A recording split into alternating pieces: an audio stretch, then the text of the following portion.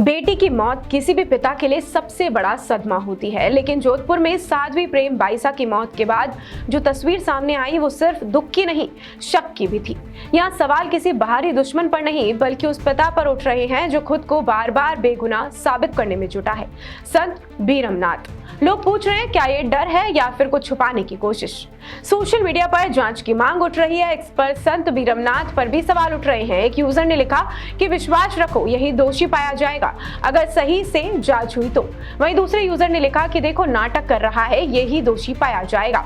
एक और यूजर लिखते हैं कि मुझे तो इनका फूट फूट कर रोना ही ओरिजिनल नहीं लग रहा है। खैर, सब लोगों के अलग अलग विचार, जिसको जितना समझ आ रहा है वो उतनी बात कर रहा है।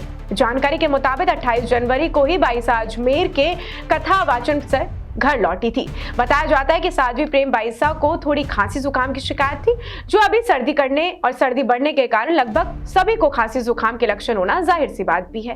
खैर, उनके पिता बीरमनाथ के अकॉर्डिंग थोड़ी सी तबियत ज्यादा खराब होने लगी तो पास से ही कंपाउंडर को बुलवाया गया और उसने एक इंजेक्शन लगाया। इंजेक्शन लगते ही पहले तो तबियत सही हुई, लेकिन थोड़ी देर बाद में और ज्यादा खराब हो गई और सांस लेने में तकलीफ होने लगी।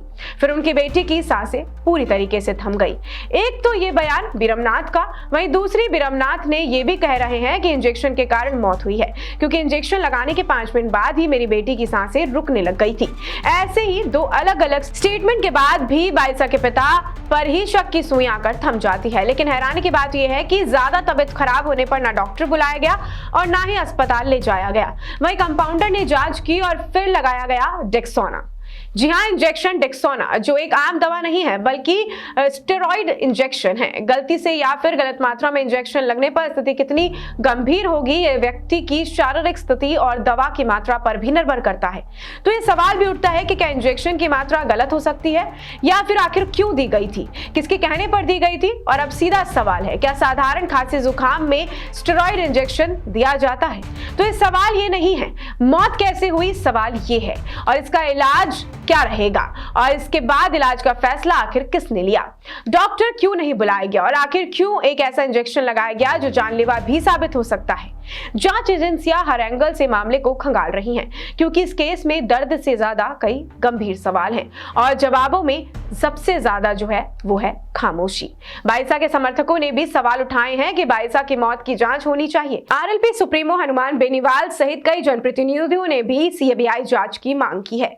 बाईसा के पिता बीरमनाथ से भी अंतिम संस्कार के बाद पूछताछ की जाएगी।